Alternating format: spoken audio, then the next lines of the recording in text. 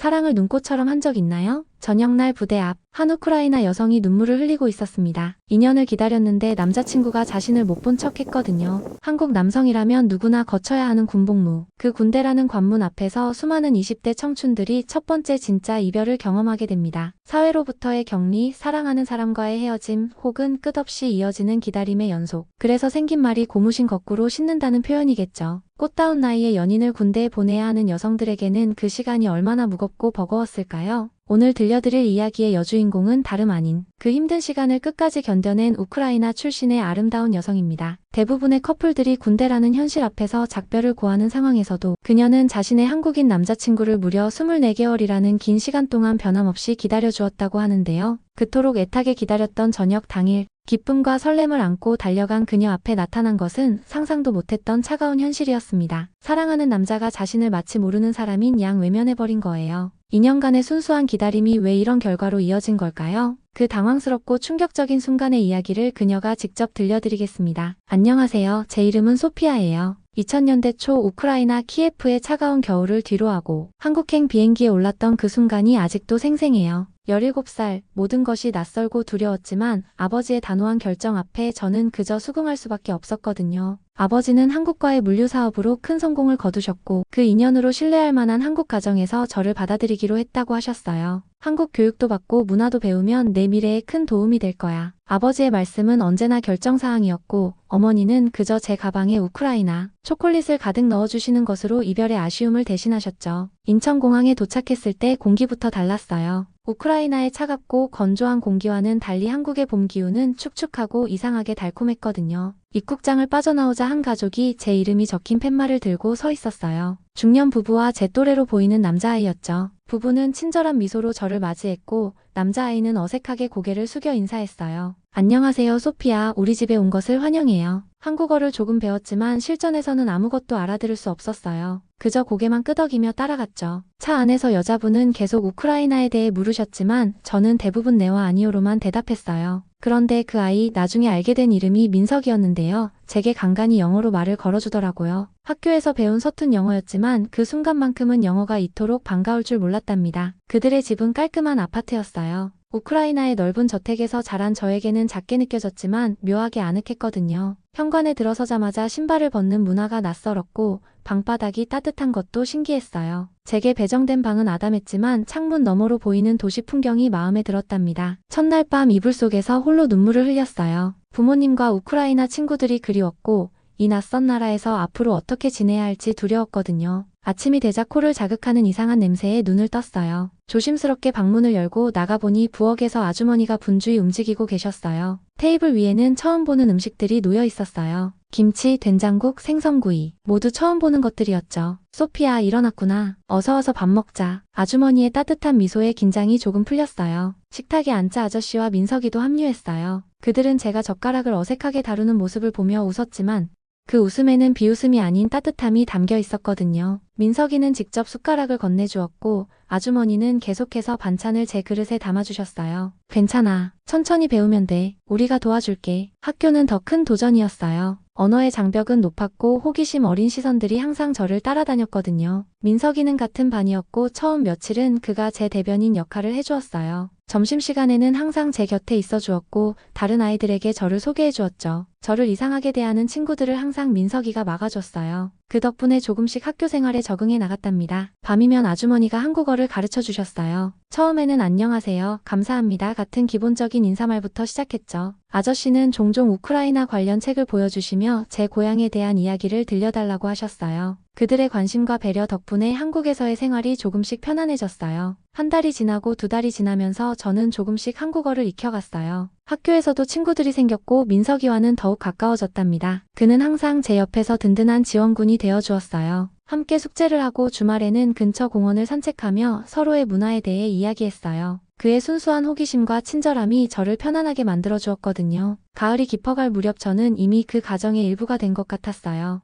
아침에 일어나 함께 식사하고 학교에 가고 돌아와서 숙제를 하는 일상이 자연스러워졌답니다. 하지만 그때는 몰랐어요. 이 평범해 보이는 일상 속에서 제 마음이 조금씩 변화하고 있다는 것을. 그리고 민석이의 마음도 마찬가지라는 것을 말이에요. 어느새 민석이를 바라보는 제 시선이 달라지고 있었거든요. 그저 친절한 오빠나 가족이 아닌 뭔가 특별한 존재로 느껴지기 시작했어요. 하지만 그 감정이 무엇인지 아직은 정확히 알 수 없었답니다. 그해 겨울 첫눈이 내리던 날이었어요. 학교에서 돌아오는 길에 민석이와 함께 눈싸움을 하며 즐거워하고 있을 때였죠. 집에 도착하자 아주머니의 표정이 심상치 않았어요. 그녀는 저를 불러 거실로 데려갔고 거기에는 아저씨가 심각한 표정으로 앉아 계셨거든요. 소피야, 우크라이나에서 전화가 왔었어. 그 순간 제 심장이 멈춘 것 같았어요. 아저씨의 표정만으로도 좋은 소식이 아니라는 걸 직감했어요. 떨리는 손으로 건네받은 전화기를 귀에 대자 우크라이나어로 된 낯선 남자의 목소리가 들렸어요. 키예프 경찰이라고 했어요. 부모님이 운영하던 공장에 큰 화재가 났고 두 분 모두 그 자리에서 말을 잇지 못했어요. 그저 전화기를 붙잡고 멍하니 서 있을 뿐이었어요. 부모님이 돌아가셨어요. 그 말을 내뱉는 순간 모든 것이 무너져 내렸어요. 다리에 힘이 풀려 주저앉았고 아주머니가 재빨리 달려와 저를 안아주셨어요. 눈물이 멈추지 않았어요. 갑작스러운 소식에 제 머릿속은 하얗게 변했고 가슴은 찢어질 듯 아팠거든요. 이어서 들려온 소식은 더 큰 충격이었어요. 공장은 보험에 제대로 가입되지 않았고 모든 재산이 화재와 함께 사라졌다고 했어요. 우크라이나의 친척들은 가부장적인 아버지 때문에 대부분 멀리 떨어져 살았고 저를 돌봐줄 사람이 없었어요. 이제 고아가 된 저는 어디로 가야 할지 무엇을 해야 할지 막막했답니다. 며칠 동안 저는 방에서 나오지 않았어요. 식사도 거의 하지 않았고 학교도 가지 않았어요. 그저 창밖을 바라보며 눈물만 흘렸죠. 민석이는 매일 문 앞에서 저를 걱정했고 아주머니는 조용히 방문을 열고 음식을 두고 가셨어요. 일주일이 지난 어느 날 아저씨와 아주머니가 제 방을 찾으셨어요. 그들은 조심스럽게 들어와 제 옆에 앉으셨거든요. 소피야, 우리가 얘기 좀 하자. 저는 고개를 들어 그들을 바라봤어요. 아저씨의 목소리는 단호했지만 따뜻했어요. 우리는 그간 부모님과 연락을 주고받으며 너에 대해 많은 이야기를 나눴단다. 그리고 이미 너는 우리 가족의 일부가 되었어. 이제 네가 어디로 가야 할지 걱정하지 마. 넌 이제 우리 딸이야. 여기 우리와 함께 살면 돼. 아주머니의 눈에는 눈물이 고여 있었고 그녀는 제 손을 꼭 잡아주셨어요. 그 순간 절망 속에서도 작은 희망의 불빛이 제 마음에 켜졌어요. 이 낯선 나라 낯선 집에서 저는 새로운 가족을 얻었어요. 그들의 따뜻한 손길이 제 상처를 조금씩 아물게 해주었거든요. 그날 밤 오랜만에 식탁에 앉았어요. 민석이는 어색하게 미소 지으며 제게 김치를 건넸고 아주머니는 평소보다 더 많은 반찬을 준비하셨어요. 아저씨는 조용히 소주 한 잔을 마시며 이제 우리 가족이다라고 다시 한번 말씀하셨어요. 그 따뜻한 밥상 앞에서 저는 다시 살아갈 용기를 얻었답니다. 다음 날부터 학교에 다시 나갔어요. 여전히 슬픔은 가시지 않았지만 이제는 그 슬픔을 안고 앞으로 나아갈 수 있었어요. 민석이는 평소보다 더 세심하게 저를 챙겼고 친구들도 제 사정을 알고 더 다정하게 대해주었어요. 한국에서의 새로운 살, 그것은 제가 상상했던 것과는 전혀 다른 방향으로 흘러가고 있었거든요. 봄이 다시 찾아왔을 때 저는 이미 많은 것이 달라져 있었어요. 한국어도 꽤 유창해졌고 학교 생활도 즐겁게 해나가고 있었어요. 무엇보다 중요한 것은 이제 이 집이 제 집이라는 느낌이 자연스럽게 들기 시작했다는 거예요. 아저씨와 아주머니는 법적으로도 제 보호자가 되어주셨고 우크라이나 대사관의 도움으로 필요한 서류들을 모두 정리했어요. 저녁 식사 후 가족들과 함께 TV를 보거나 주말에 근처 공원을 산책하는 일상이 쌓여갔어요. 이제는 민석이와 농담도 주고받을 수 있었고 아주머니의 요리도 돕게 되었죠. 때로는 우크라이나 음식을 만들어 그들에게 대접하기도 했어요. 보르시를 처음 맛본 민석이의 놀란 표정이 아직도 생생해요. 그렇게 시간은 흘러갔고 저는 점점 더 이 가정에 녹아들었어요. 부모님에 대한 그리움은 여전했지만 새로운 가족의 사랑으로 그 빈자리를 조금씩 채워나갔거든요. 특히 민석이의 존재는 제게 큰 위안이 되었어요. 우리는 같은 고등학교를 다니며 서로에게 의지하는 친구이자 가족이 되었답니다. 고등학교에 진학하면서 저와 민석이의 관계는 더욱 돈독해졌어요. 같은 학교, 같은 반이었던 우리는 자연스럽게 더 많은 시간을 함께 보내게 되었거든요. 점심시간에는 함께 도시락을 먹고 방과 후에는 함께 공부했어요. 다른 친구들이 볼 때는 정말 친한 남매처럼 보였을 거예요. 하지만 저 혼자만의 비밀이 있었어요. 언제부턴가 민석이를 바라보는 제 마음이 단순한 가족애가 아니라는 걸 느끼기 시작했거든요. 그의 웃음소리에 설레고 그가 다른 여자친구들과 이야기할 때면 묘한 질투심이 들었어요. 하지만 이런 감정을 누구에게도 말할 수 없었어요. 우리는 가족이었으니까요. 시간이 흘러 고등학교 졸업식 날이 왔어요. 아저씨와 아주머니는 마치 친부모님처럼 자랑스러운 얼굴로 제 졸업장을 바라보셨어요. 3년 전 우크라이나에서 온 낯선 소녀였던 제가 이제는 한국 대학에 진학하는 성인이 되었거든요. 민석이도 같은 날 졸업했고 우리는 함께 기념사진을 찍으며 미래를 이야기했어요. 그는 서울대학교에, 저는 외국인 특별전형으로 이화여자대학교에 합격했어요. 대학 첫날 캠퍼스는 활기에 찼어요. 우크라이나인 특유의 금발과 파란 눈을 가진 저는 어디를 가든 시선을 끌었답니다. 오리엔테이션에서 여러 학생들이 말을 걸어왔고 저는 이제 꽤 유창해진 한국어로 대화를 이어나갔어요. 그날 밤 집에 돌아와 식탁에 앉아 첫날 경험을 나누는데 민석이의 시선이 자꾸 저에게 머물렀어요. 무언가 말하고 싶은 듯 했지만 그는 그저 웃고 말았죠. 대학 생활은 고등학교와는 완전히 달랐어요. 자유로운 시간, 다양한 사람들, 그리고 끝없는 과제들까지. 저는 국제학부에서 비즈니스를 공부하기 시작했고 민석이는 공대에서 기계공학을 배웠어요. 캠퍼스는 달랐지만 주말이면 항상 함께 시간을 보냈어요. 한강에서 자전거를 타거나 북촌의 카페에서 책을 읽거나 때로는 그냥 집에서 영화를 보는 것만으로도 행복했거든요. 어느 봄날 벚꽃이 흩날리는 남산 산책로를 걷고 있을 때였어요. 민석이가 갑자기 걸음을 멈추고 저를 바라봤어요. 그의 눈빛이 달랐어요. 심장이 빠르게 뛰었고 무언가 중요한 말을 할 것 같은 예감이 들었어요. 하지만 그 순간 그의 전화기가 울렸고 마법 같은 순간은 깨져버렸어요. 그날 이후로도 우리는 평소처럼 지냈지만 무언가가 달라졌다는 것을 둘 다 느꼈어요. 여름방학이 시작되고 아저씨와 아주머니는 제주도 여행을 계획하셨어요. 가족 여행이었고 물론 민석이와 저도 함께였어요. 푸른 바다와 오름을 배경으로 우리는 많은 사진을 찍었어요. 한 번은 숙소 발코니에서 별을 보며 이야기를 나누었는데 민석이의 손이 슬며시 제 손을 잡았어요. 놀라서 그를 바라봤지만 그는 마치 아무 일도 없었다는 듯 별자리를 설명했죠. 2학년이 되고 우리의 감정은 더욱 깊어졌어요. 하지만 누구도 먼저 그 감정을 인정하지 않았어요. 우리는 같은 집에 살고 있었고 부모님은 우리를 가족으로 여기셨거든요. 그런 관계를 어떻게 변화시킬 수 있을까요? 불가능해 보였어요. 그래서 우리는 서로의 마음을 알면서도 그저 친구이자 가족으로 지냈답니다. 대학교에서는 자연스럽게 소개팅 제안이 들어왔어요. 한국 남학생들은 이국적인 제 외모에 관심을 보였고 친구들은 끊임없이 만남을 주선했어요. 처음에는 거절했지만 너무 반복되자 몇 번은 응했어요. 하지만 그 어떤 만남도 제 마음을 움직이지 못했어요. 데이트를 마치고 집에 돌아오면 거실에서 책을 읽고 있는 민석이를 보는 순간 다른 남자들은 모두 잊혀졌거든요. 민석이도 비슷한 상황이었어요. 그의 여자 선배가 자주 집에 놀러왔고 그들이 과제를 함께하는 모습을 볼 때면 가슴이 아팠어요. 하지만 저는 그저 웃으며 간식을 준비해주는 가족의 역할만 할 수 있었죠. 그 선배가 떠난 후 자주 민석이에게 투정을 부렸고 그럴 때마다 그는 웃으며 질투해? 라고 물었어요. 당연히 부정했지만 우리 둘 다 진실을 알고 있었답니다. 어느 가을날 우리 집 거실에서 단둘이 영화를 보고 있었어요. 부모님은 친척 결혼식 참석으로 주말 내내 집을 비우셨거든요. 영화 중간 민석이가 갑자기 리모컨으로 화면을 멈추고 저를 바라봤어요. 그의 눈에는 결심한 듯한 빛이 있었어요. 소피야, 나 할 말이 있어. 심장이 두근거렸어요. 드디어 그 말이 나올까 기대했죠. 하지만 민석이의 다음 말은 예상과 달랐어요. 다음 주에 군대에 간다. 충격이었어요. 우리는 이미 알고 있었지만 민석이는 대학을 졸업한 후에 군복무를 계획했었거든요. 갑작스러운 결정에 저는 말을 잇지 못했어요. 민석이는 학업에 집중하기 어려워 잠시 휴학하고 군복무를 마치고 오겠다고 했어요. 하지만 저는 그의 눈을 보며 다른 이유가 있음을 직감했죠. 갑자기 왜?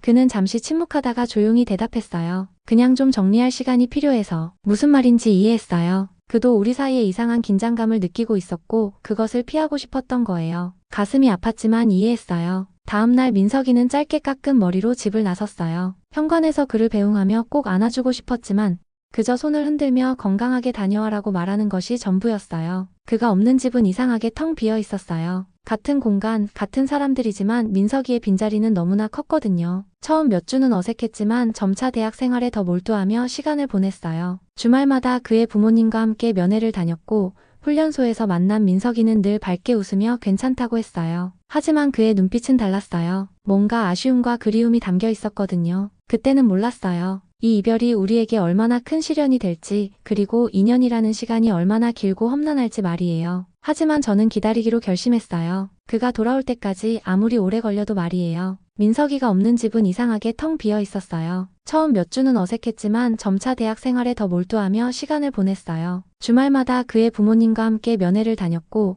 훈련소에서 만난 민석이는 늘 밝게 웃으며 괜찮다고 했어요. 하지만 그의 눈빛은 달랐어요. 시간이 흐르고 민석이는 자대 배치를 받았어요. 연락은 더 뜸해졌고 가끔 오는 편지에는 일상적인 이야기만 가득했어요. 저는 학업에 열중하며 그를 기다렸답니다. 대학에서는 여전히 많은 남자들이 접근했어요. 특히 우크라이나어를 배우고 싶다며 다가오는 선배가 있었어요. 그는 친절했고 지적이었어요. 카페에서 우크라이나어를 가르쳐주는 대신 한국어 공부를 도와준다는 제안을 받아들였어요. 몇 번의 만남 후 그 선배는 저에게 고백했어요. 하지만 제 마음은 이미 다른 곳에 있었거든요. 정중히 거절했지만 그는 포기하지 않았어요. 계속해서 메시지를 보내고 수업이 끝난 후 기다리기도 했어요. 불편했지만 그의 열정이 조금은 감동적이기도 했답니다. 어느 날 그 선배가 학교 앞에서 기다리고 있다가 집까지 데려다 준다고 했어요. 비가 오는 날이라 그의 제안을 받아들였어요. 집 앞에 도착해서 우산을 같이 쓰고 현관까지 걸어갔어요. 인사를 나누는 순간 그가 갑자기 저를 안으려 했고 놀라서 뒤로 물러섰어요. 그때 제 뒤에서 누군가가 서 있는 것을 느꼈어요. 뒤를 돌아보니 민석이었어요. 군복을 입은 그의 얼굴은 굳어 있었어요. 깜짝 놀라 그의 이름을 불렀지만 그는 아무 말 없이 우리 옆을 지나쳐 집 안으로 들어갔어요. 선배에게 급하게 인사를 하고 집으로 들어갔지만 민석이는 이미 자기 방 문을 닫은 뒤였어요. 민석아, 언제 왔어? 휴가 나온 거야? 대답이 없었어요. 문을 두드렸지만 반응이 없었거든요. 그날 밤 식탁에 모였을 때 민석이의 표정은 냉랭했어요. 부모님은 갑작스러운 휴가에 기뻐하셨지만 민석이는 거의 말을 하지 않았어요. 제게는 아예 시선조차 주지 않았답니다. 다음 날부터 민석이의 휴가가 끝날 때까지 그는 저를 피했어요. 말을 걸어도 짧게 대답할 뿐이었고 같은 공간에 있는 것조차 불편해하는 듯 했어요. 무슨 일이 있었는지 물어보려 했지만 그는 아무것도 아니야 라고만 했어요. 하지만 그의 눈빛은 배신감으로 가득했답니다. 민석이가 다시 부대로 돌아간 후 집은 더욱 적막했어요. 아주머니는 민석이의 이상한 행동에 대해 물으셨지만 저도 이유를 알 수 없었어요. 다만 그날 선배와 있던 모습을 오해했을 가능성이 컸어요. 메시지를 보내도 민석이의 답장은 단조로웠고 전화는 거의 받지 않았어요. 시간은 그렇게 흘러갔어요. 1년이 지나고 민석이의 저녁일이 다가왔어요. 기대와 불안이 교차했어요. 2년 만에 돌아올 그가 여전히 차갑게 대할지 아니면 예전처럼 편안한 관계로 돌아갈 수 있을지 알 수 없었거든요. 저녁 당일 아저씨와 아주머니와 함께 부대 앞으로 마중을 나갔어요. 사복 입고 나오는 민석이를 보는 순간 가슴이 떨렸어요. 그는 부모님을 꼭 안아드리고 제게는 어색한 미소를 지으며 가볍게 고개를 숙였어요. 집으로 돌아오는 차 안에서도 그는 제게 거의 말을 걸지 않았어요. 그저 군대에서의 이야기를 부모님께 들려드릴 뿐이었거든요. 집에 도착해서도 그의 태도는 변함없었어요. 마치 모르는 사람처럼 저를 대했어요. 밤이 깊어갔고 저는 침대에 누워 생각에 잠겼어요. 이대로는 안 되겠다는 결심이 들었어요. 무슨 일이 있었는지, 왜 그렇게 변했는지 정면으로 물어볼 필요가 있었답니다. 그 후 며칠 동안 민석이와 저는 서로를 피하며 지냈어요. 같은 집에 살면서도 마치 남남처럼 지냈죠. 아저씨와 아주머니는 이상한 분위기를 눈치채셨지만 직접 묻지는 않으셨어요. 다만 가끔 걱정스러운 눈빛으로 우리를 바라보셨답니다. 민석이는 대학 복학 준비를 한다며 밖에서 보내는 시간이 많아졌어요. 집에 있을 때도 거의 방에만 있었고 식사 시간에도 필요한 말만 했어요. 저는 그런 그의 모습을 보며 가슴이 아팠어요. 2년을 기다린 게 무슨 의미가 있었나 싶었거든요. 어느 날 밤 민석이의 방에서 기타 소리가 들렸어요. 군대 가기 전에 자주 치던 곡이 아닌 슬픈 멜로디였어요. 그 음악 소리에 제 마음도 더욱 무거워졌답니다. 문 앞에 서서 한참을 듣고 있다가 용기를 내어 노크했지만 기타 소리만 멈출 뿐 대답은 없었어요. 이런 상황이 일주일 넘게 계속되자 저는 더 이상 참을 수 없었어요. 무슨 오해가 있었는지 어떻게 풀어야 할지 모르겠지만 이대로 둘 수는 없었거든요. 민석이 없이 2년을 보내며 깨달은 것은 그가 제게 얼마나 소중한 존재인지였어요. 가족으로 시작된 우리 관계였지만 이제는 그 이상의 감정이 있다는 걸 솔직히 인정하고 싶었어요. 하지만 그러기 위해서는 먼저 이 오해부터 풀어야 했답니다. 어떤 용기가 필요할지 몰랐지만 저는 포기할 수 없었어요. 민석이가 돌아온 다음 날 아침 식사 자리는 어색함으로 가득했어요. 아저씨와 아주머니는 평소처럼 밝게 대화를 이어가셨지만 민석이와 저 사이에는 보이지 않는 벽이 있었어요. 그는 자신의 그릇만 바라보며 밥을 먹었고 제가 말을 걸어도 짧게 대답할 뿐이었답니다. 이대로는 안 되겠다는 생각이 들었어요. 아저씨가 출근하고 아주머니가 장을 보러 나가신 후 저는 용기를 내어 민석이의 방 앞에 섰어요. 며칠 후 민석이의 친구들이 저녁 축하 모임을 한다며 그를 데리고 나갔어요. 저는 집에 혼자 남아 생각에 잠겼어요. 시계는 밤 11시를 가리키고 있었고 아직 아무도 돌아오지 않았어요. 현관문 소리가 들렸고 비틀거리는 발걸음 소리가 이어졌어요. 조심스레 나가보니 민석이가 술에 취해 신발도 제대로 벗지 못하고 현관에 서 있었어요. 민석아, 괜찮아? 어디 아파? 그가 고개를 들어 저를 바라봤어요. 평소에 차가운 눈빛은 없었고 그저 슬픔과 그리움으로 가득 찬 눈동자만 있었어요. 저는 그를 부축해 거실 소파로 데려갔어요. 물을 가져다 주며 그의 상태를 살폈어요. 그는 물을 받아들고 한 번에 다 마셨어요. 소피아. 오랜만에 그가 제 이름을 불렀어요. 그 목소리에 담긴 감정이 가슴을 적셨어요. 그는 취했지만 오히려 그래서인지 솔직해 보였어요. 저는 그의 옆에 앉아 기다렸답니다. 사실은 내가 정말 보고 싶었어. 그의 말에 심장이 빠르게 뛰기 시작했어요. 민석이는 잠시 눈을 감고 깊은 숨을 내쉬더니 계속 말을 이었어요. 군대에 있을 때 매일 밤 내 생각했어. 기다리면서 견딜 수 있었던 건 내가 여기 있을 거라는 생각 때문이었어. 놀라움의 말을 잊지 못했어요. 그는 계속해서 마음을 털어놓았어요. 작년 여름 휴가가 갑자기 났어. 아무에게도 말하지 않고 집에 왔지. 너를 깜짝 놀라게 해주고 싶었거든. 근데 그의 목소리가 떨렸어요. 저는 그의 손을 잡았고 그는 거부하지 않았어요. 집 앞에 도착했는데 네가 다른 남자랑 있더라. 우산 하나로 같이 걸어오고 있었어. 너무 가까워 보였어. 그리고 그 남자가 널 안으려는 것 같았어. 그 순간 모든 게 이해되었어요. 그날의 선배와 있었던 일, 민석이가 우연히 그 장면을 본 것이었어요. 하지만 그는 오해하고 있었답니다. 그때 깨달았어. 난 이제 막 전역한 군인일 뿐이고 너는 예쁘고 똑똑하고 더 좋은 사람 만날 자격이 있어. 그 남자처럼 능력 있고 널 행복하게 해줄 수 있는 사람. 민석이의 눈에서 눈물이 흘러내렸어요. 취기 때문인지 감정 때문인지 알 수 없었지만 그의 진심이 느껴졌어요. 저는 더 이상 참을 수 없었어요. 그의 손을 꼭 잡고 제 진심을 말했어요. 그건 오해야. 그 선배는 그냥 우크라이나어를 배우고 싶다며 다가온 사람이었어. 그날도 비가 와서 집까지 데려다 준다길래 그냥 왔을 뿐이야. 내가 거절했는데도 갑자기 그런 행동을 한 거고. 민석이의 눈이 커졌어요. 그는 내 말을 믿지 못하는 듯 했어요. 솔직히 말할게. 고등학생 때부터 나는 널 좋아했어. 가족이라는 이름으로 지내면서도 내 마음은 달랐어. 우크라이나로 돌아가고 싶지 않았던 이유도, 여기서 계속 공부하고 싶었던 이유도 다 너 때문이었어. 그 말을 하는 순간 오랫동안 쌓아두었던 감정의 둑이 무너지는 느낌이었어요. 눈물이 흘러내렸고 더 이상 감정을 숨길 수 없었거든요. 민석이는 믿을 수 없다는 듯 저를 바라봤어요. 정말이야. 이 2년 동안 많은 남자들이 다가왔지만 내 마음은 단 한 번도 흔들린 적 없어. 늘 네가 군대에서 잘 지내는지, 언제 돌아올지 그것만 생각했어. 민석이의 눈에서도 눈물이 흘러내렸어요. 그는 천천히 손을 뻗어 제 뺨에 흐르는 눈물을 닦아주었어요. 그의 손길이 너무 따뜻했어요. 나도 너를 좋아해. 처음부터 그랬어. 네가 우크라이나에서 왔을 때부터. 그 말을 듣는 순간 세상의 모든 소리가 멈춘 것 같았어요. 오랫동안 기다려온 말이었거든요. 민석이는 조심스럽게 저를 끌어안았고 저는 그의 품에 안겼어요. 그의 심장 소리가 제 귓가에 울렸어요. 빠르게 강하게 뛰고 있었답니다. 그날 밤 우리는 거실 소파에 나란히 앉아 오랜 시간 이야기를 나눴어요. 군대에서의 그의 생활, 대학에서의 제 경험, 그리고 그 사이에 있었던 서로에 대한 그리움까지. 모든 오해가 풀리고 진심이 통하는 순간이었답니다. 며칠 후 아저씨의 생신날이었어요. 온 가족이 모여 저녁 식사를 하고 있을 때 갑자기 아저씨가 목을 가다듬으셨어요. 너희 둘 말할 생각 없었니? 그 말에 저와 민석이는 얼어붙었어요. 아주머니는 미소를 지으며 우리가 눈이 없는 줄 알았니? 라고 하셨어요. 부모님은 이미 우리의 감정을 눈치채고 계셨고 오히려 축복해 주셨어요. 우리는 너희를 축복한다. 그 말씀에 저와 민석이는 서로를 바라보며 눈물을 흘렸답니다. 그날부터 우리는 당당히 연인으로 지낼 수 있게 되었어요. 결혼 후 우리는 두 아이의 부모가 되었어요. 첫째 아들 지훈이와 둘째 딸 예린이. 매일 아침 민석이를 배웅하며 생각해요. 17살의 낯선 나라로 와서 이렇게 행복한 가정을 이루게 될 줄 누가 알았을까요? 때로는 부모님이 그리워 가슴이 아프기도 하지만 이제는 제 자신의 가족이 있어요. 우크라이나에서 상처받은 소녀였던 제가 한국에서 이런 따뜻한 사랑을 찾을 줄은 몰랐답니다. 한국이라는 낯선 나라가 제게 준 선물, 이것이 바로 제 운명이었나 봅니다. 긴 이야기 시청해주셔서 감사합니다. 댓글로 여러분의 의견을 남겨주세요.